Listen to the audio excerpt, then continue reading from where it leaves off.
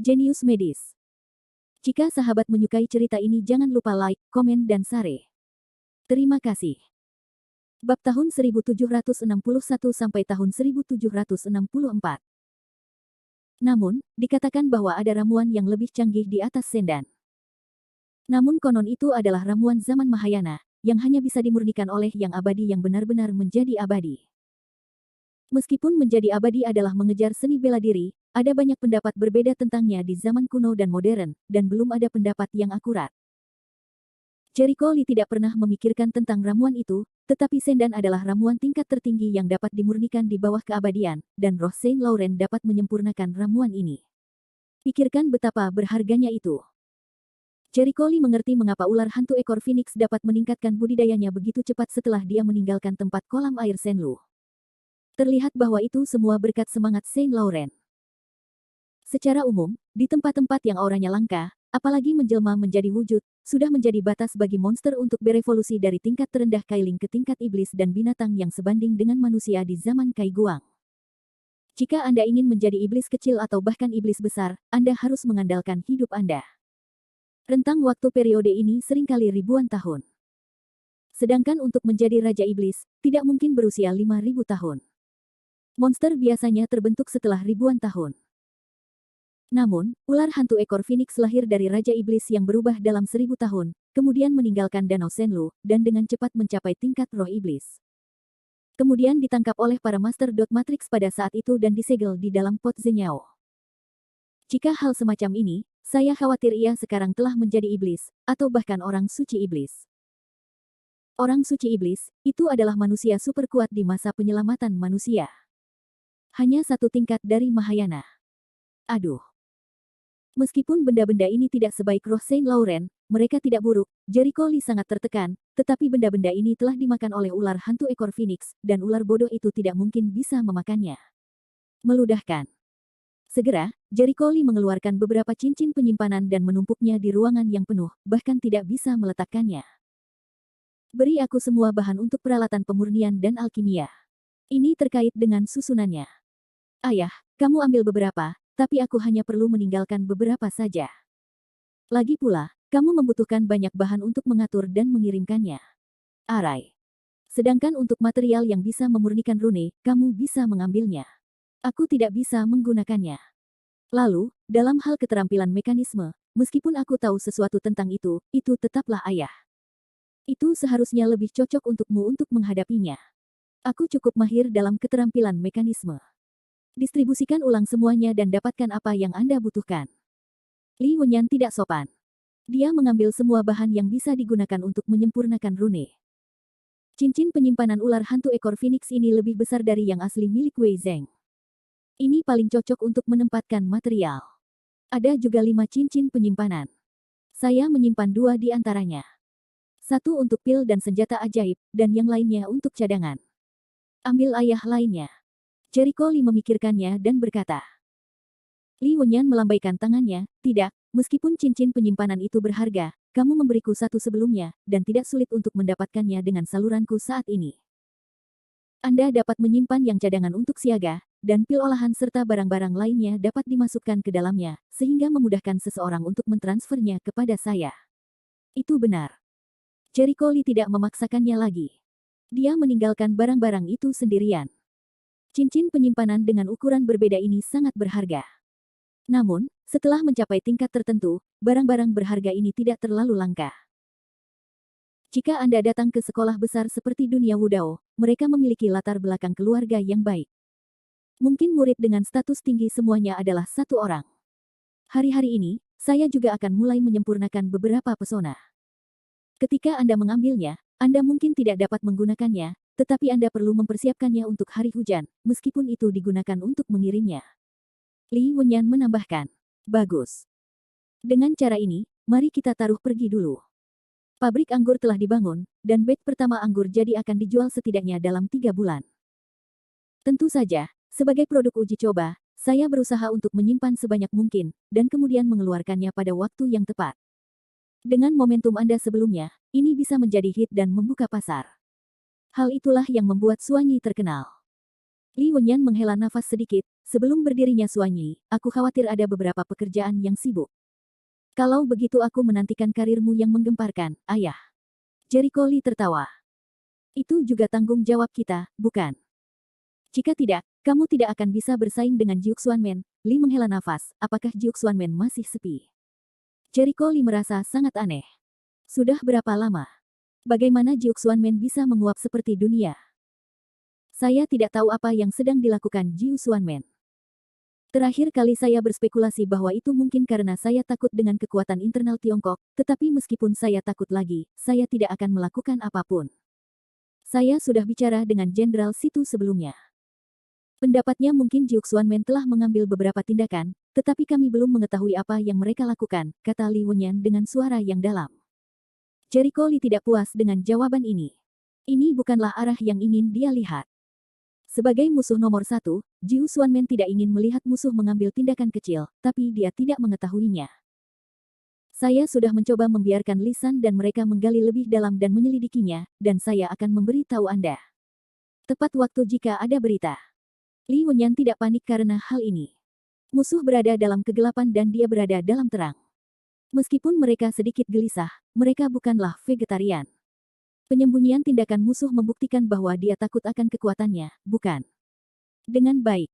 Jericho Li mengangguk, hasil analisis kejahatan belum keluar. Dalam beberapa bulan terakhir, tidak ada kabar. Apakah begitu sulit menganalisis roh jahat? Ada sedikit petunjuk, tapi sejujurnya, analisisnya bermasalah. Li Wenyan mengerutkan kening, Anda bertanya beberapa kali sebelumnya, dan saya juga mendesak kelompok penelitian di sebelah untuk melewati parit bersama Wen Tiren. Kedua belah pihak bekerja sama untuk menganalisis. Saya harus mengatakan bahwa kejahatan jauh lebih rumit daripada kamu dan aku berpikir. Sungguh metode yang rumit, mari kita bicarakan. Pertama-tama, pada awalnya, kamu mengatakan bahwa ada semacam tubuh setengah jiwa dan setengah entitas dalam roh jahat, yang mengendalikan mayat dan membentuk roh abadi. Benarkan? Ekor hantu ular memberitahuku. Dikatakan bahwa makhluk yang tersembunyi di dalam roh jahat digambarkan sebagai serangga setengah jiwa dan setengah entitas. Namun serangga jenis ini sangat takut pada embun Tuhan dan mati ketika bertemu. Hari itu, di dalam iblis luar angkasa, saya benar-benar menggunakan embun untuk membunuh roh-roh undead itu, membuktikan bahwa memang benar Jericho Li mengingat situasi saat itu, jika bukan karena embun, sebagian besar orang yang memasuki ruang iblis akan menjadi iblis, dan konsekuensinya tidak terbayangkan. Itulah masalahnya. Oh. Pada awalnya, menurut apa yang Anda katakan, gagasan penelitian kami berada pada dua arah. Salah satunya adalah mengetahui wajah asli makhluk-makhluk di Ki jahat melalui pengamatan mikroskopis. Hanya dengan mengetahui wajah aslinya kita bisa memahami kelemahan mereka secara menyeluruh. Arah kedua adalah menganalisis komposisi dan fungsi embun Tuhan.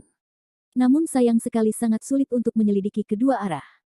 Bahkan dengan bantuan ilmu pengetahuan dan teknologi modern, kita masih banyak menderita. Bab 1762.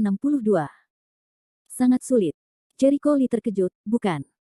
Kamu bahkan tidak bisa melihat wajah asli serangga itu dengan mikroskop. Penampilan serangga itu. Saya curiga serangga di mulut ular hantu ekor Phoenix itu sekecil molekul dan atom. Li Wenyan tersenyum pahit. Menurutku, ular hantu ekor Phoenix sedang berbicara tentang setengah entitas dan jiwa. Artinya, jika kita hanya mempelajari setengah entitas, kita seharusnya bisa mempelajari penampilan aslinya, tidak? Apa yang menurut Anda terlalu sederhana? Li Wenyan menggelengkan kepalanya. Sejujurnya, kamu mungkin tidak bisa mempercayainya. Setelah kami memeriksanya dengan mikroskop dan peralatan lainnya, kami menemukan bahwa tidak ada apapun di bawah mikroskop. Ah, Jericho Li tertegun. Benar-benar tidak ada apa-apa. Saya tidak dapat memahaminya. Jelas bahwa kejahatan dapat dilihat dengan jelas dengan mata telanjang, tetapi setelah mikroskop diperbesar berkali-kali, tidak ada apa-apa. Kelompok penelitian di kedua belah pihak tidak dapat memahami hal ini. Li Wenyan menghela nafas. Alis Jericho Li dipelintir menjadi tali rami. Ini adalah pertama kalinya dia mendengar hal seperti itu yang bertentangan dengan akal sehat. Aku ingin tahu apakah kita telah melewatkan sesuatu. Selama periode ini, kelompok peneliti di kedua belah pihak telah mempertimbangkan masalah ini dan menyisir rinciannya. Meskipun mereka dapat menebaknya, mereka tidak dapat menembus lapisan kertas jendela itu. Mereka merasa sedikit lebih buruk. Li Wenyan berpikir, mungkin kita harus bertanya kepada ular hantu ekor Phoenix apakah informasi yang diberikannya salah. Salah. Jericho Lee berpikir sejenak dan memanggil ular hantu ekor Phoenix lagi, apakah Anda mengatakan sesuatu yang salah? Tidak, Tuan, saya mengatakan yang sebenarnya, kata ular hantu ekor Phoenix. Aneh. Masuk akal untuk mengatakan bahwa ide penyelidikan dan penelitian kita harusnya benar. Jericho Lee tidak dapat memahaminya. Guru, saya tidak tahu. Jericho Lee mengerutkan kening, merenung, atau Anda menaruh sudut pandang Anda pada gambar itu, akan kulihat. Baiklah, Tuan. Karena penandatanganan kontrak pelayan utama, Jericho Lee dapat mengendalikan ular hantu ekor Phoenix dari akal ilahi, dan secara alami dapat menerima atau membaca gambar yang dilihat oleh ular hantu ekor Phoenix ketika gambar dalam memori ular hantu ekor Phoenix muncul. Jericho Lee langsung terpana, apa yang salah? Ada apa? Ini gambar terakhir Danau Senlu, ular hantu ekor Phoenix bertanya-tanya. Tidak, tidak. Terakhir kali aku melihat gambar itu, tidak seperti ini, Jericho Lee segera menggelengkan kepalanya. Ular hantu ekor Phoenix memuntahkan huruf ular yang artinya sulit untuk dipahami. Jericho Lee memejamkan mata dan merasakan gambaran itu di benaknya. Sesaat kemudian, dia tiba-tiba sadar. Pak. Dia bertepuk tangan dan berseru, aku mengerti. Jadi, Jericho Lee, apakah kamu punya petunjuk? Li Wenyan segera bertanya. Yah, aku tahu apa masalahnya, Jericho Lee mengangguk dan menjelaskan perlahan. Ketika aku berada di ruang ajaib, gambar yang ditunjukkan ular hantu ekor Phoenix kepada saya sebenarnya sama dengan yang saya lihat tadi, tetapi efeknya sangat berbeda. Yang pertama adalah gambaran yang dilihat oleh orang biasa, dan yang lainnya adalah gambaran yang dilihat dari sudut pandangnya. Kuncinya adalah mata. Apa maksudmu? Li Wenyan tidak mengerti sejenak. Jericho Lee menunjuk ke matanya. Mata manusia kita mengamati dunia dengan membedakan 3 warna primer cahaya, yaitu 3 warna primer, yang menjadi dasar semua gambar. Kami melihat.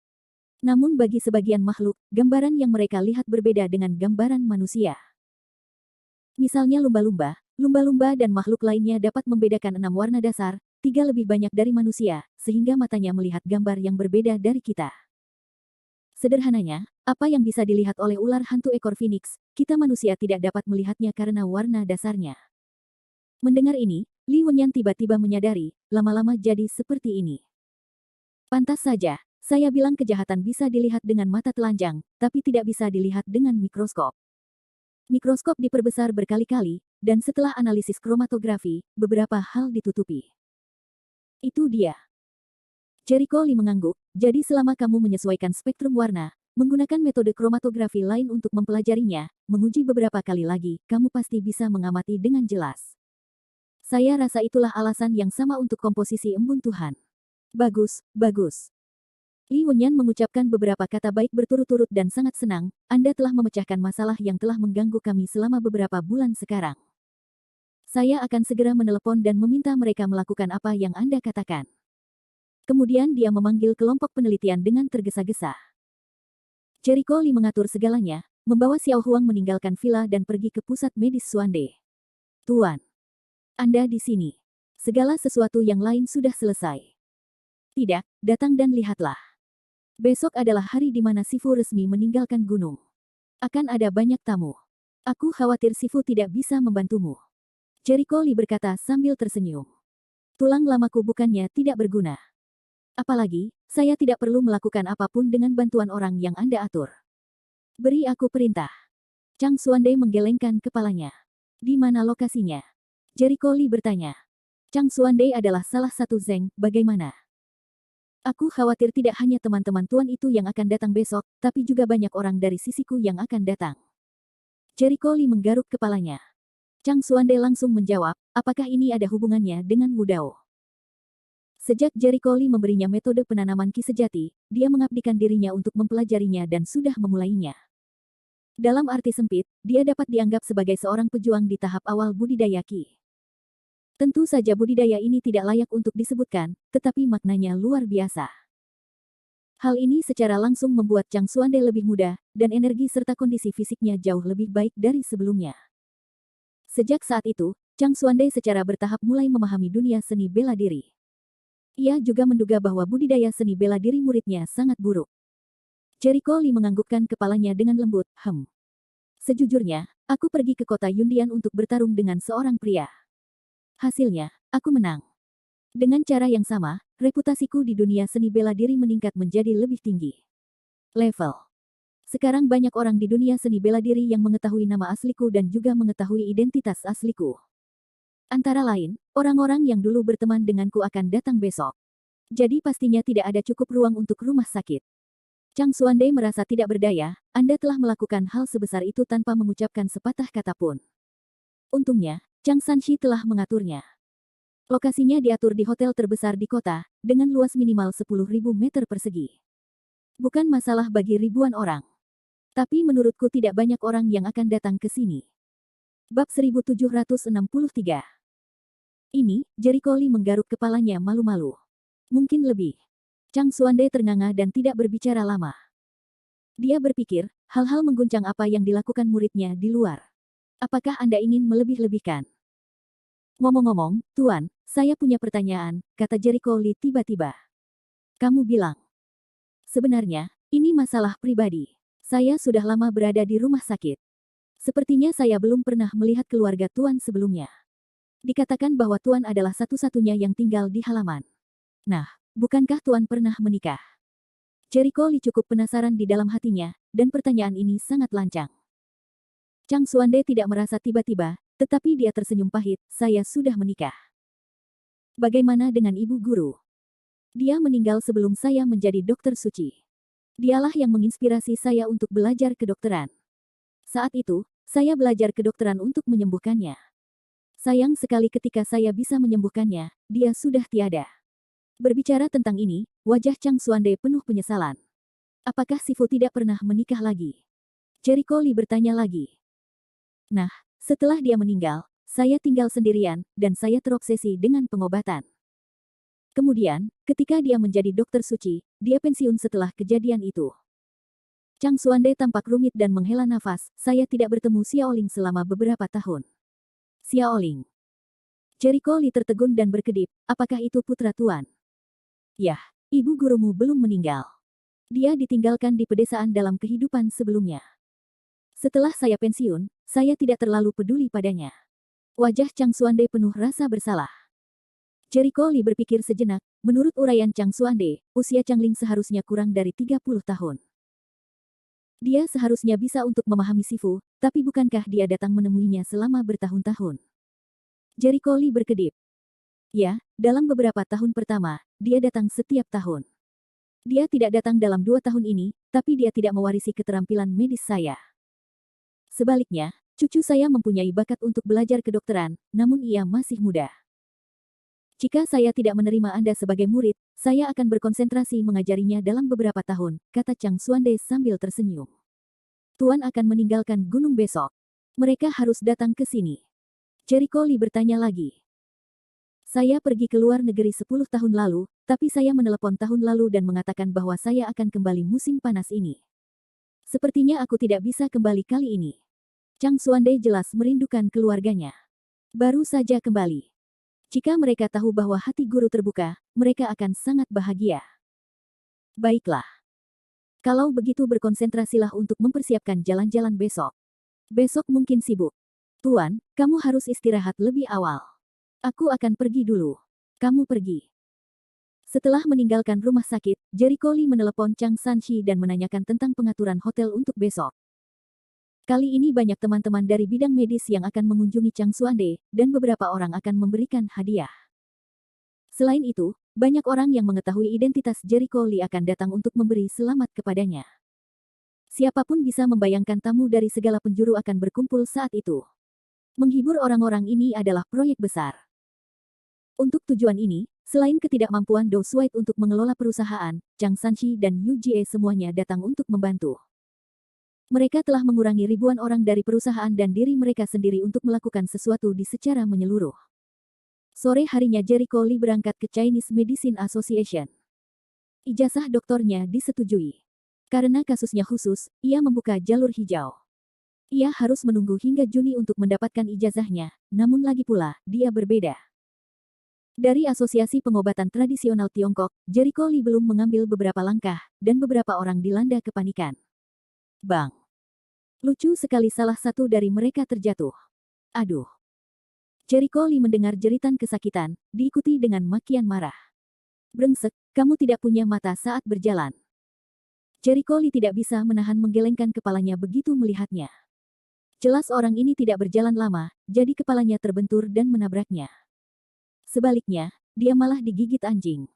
Sekarang dia disalahkan karena menabrak orang. Ini benar-benar tamparan di wajah. Penjahat akan mengeluh terlebih dahulu. Namun, Jericho Lee terlalu malas untuk memberinya wawasan yang sama, jadi dia berbalik dan siap mengalahkan yang lain. Brengsek, apa kamu ingin lari setelah memukul seseorang? Namun, pihak lain tidak bermaksud melepaskannya.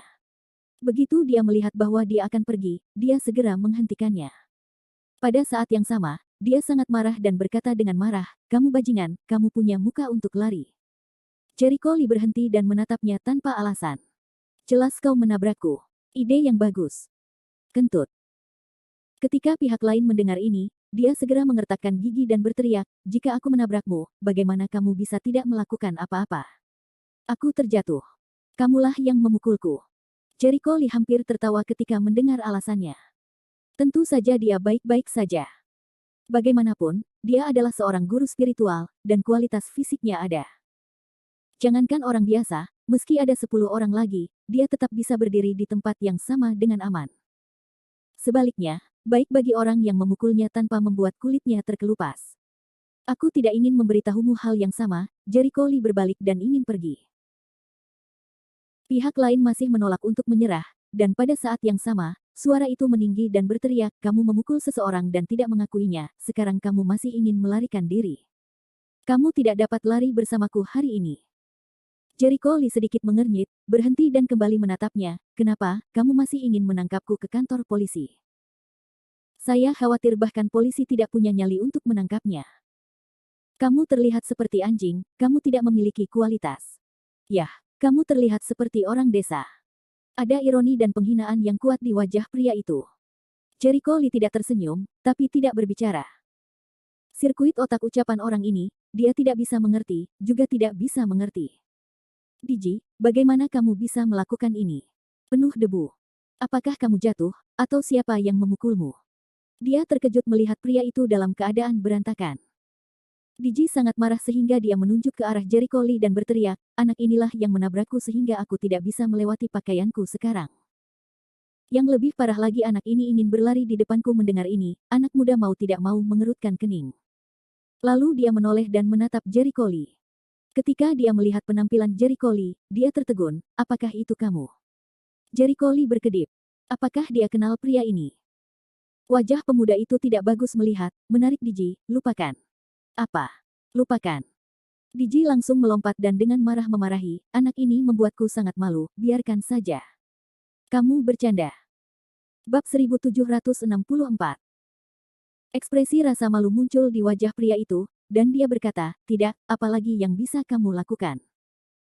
Ini adalah tempat asosiasi pengobatan Tiongkok, dan ada begitu banyak orang yang lewat, apakah kamu masih ingin membuat keributan besar?" "Setuju. Itu akan membuat banyak orang tertawa." "Ipo." Diji meludah ke tanah, mencemooh dan sombong, "Jiao Dongming, kenapa aku tidak bisa melihat bahwa kamu adalah seorang konselor?" "Aku." Jiao Dongming menegur diam-diam di dalam hatinya. Dia bukan konselor, tapi lawannya tidak mudah terprovokasi ya. Terakhir kali di reuni SMA Molingyan, Jericho Lee kehilangan mukanya di depan banyak siswa, dan menunjukkan pengetahuannya yang mendalam. Belakangan, dia mengetahui dari beberapa teman sekelasnya bahwa pacar Mo Lingyan adalah murid magang Chang Xuande, seorang dokter pengobatan tradisional Tiongkok yang terkenal. Bagaimana dengan Jericho Lee sendiri? Ia juga mendengar bahwa Jericho Lee pernah mengalahkan pengobatan flu atas nama pengobatan tradisional Tiongkok. Dia memiliki reputasi yang baik dan keterampilan medis yang sangat baik. Orang seperti itu, terlepas dari latar belakang lainnya, jauh dari apa yang dapat diprovokasi oleh Jiao Dongming hanya karena energi yang diketahui. Apakah menurut Anda umur Anda panjang untuk bertarung dengan Jericho Lee? Saya bukan seorang konselor. Ada terlalu banyak orang untuk dibicarakan. Sebaiknya saya berusaha untuk tidak membuat masalah. Anda baru saja kembali ke Tiongkok dan Anda belum familiar dengan tempat tinggal Anda. Jiao Dongming pandai membujuk. Hah? Terus kenapa? Apakah kamu lupa siapa ayahku? Wajah Diji penuh arogansi dan memandang Jericho Lee dengan nada mencemooh. Aku tidak percaya. Anak ini bisa lebih besar dari ayahku. Ini.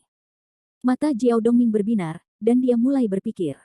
Memang benar identitas Jericho Lee sangat besar. Dia adalah murid magang dari seorang dokter suci, dan dia juga seorang dokter pengobatan tradisional Tiongkok yang berbakat, jadi orang biasa tidak dapat membuat masalah. Namun Diji bukanlah orang biasa. Diji sendiri mungkin bukan apa-apa, tapi ayahnya, dengan pandangan yang baik, bahkan orang-orang besar setingkat wali kota pun harus bersikap sopan. Dengan kata lain, identitas Diji belum tentu lebih kecil dibandingkan Jericho Lee. Setidaknya dalam pikiran Jiao Dongming, beratnya harus setengah. Memikirkan hal ini, dia merasa tidak perlu terlalu berhati-hati. Bahkan jika Jericho Lee menjadi pusat perhatian di depan banyak orang terakhir kali, itu murni pengetahuan. Bukan berarti Jericho Lee memiliki hubungan atau energi yang kuat di dunia nyata. Melihat Jiao Dongming berhenti berbicara, Diji mengira perkataannya membuatnya terbangun. Dia lebih bangga. Anak laki-laki. Alis Jericho Lee tajam, menarik, biarkan dia berlutut. Dari mana orang ini mendapatkan keberanian? Apakah Liang Xiaoru memberikannya? Jericho Lee tidak bisa menahan tawa.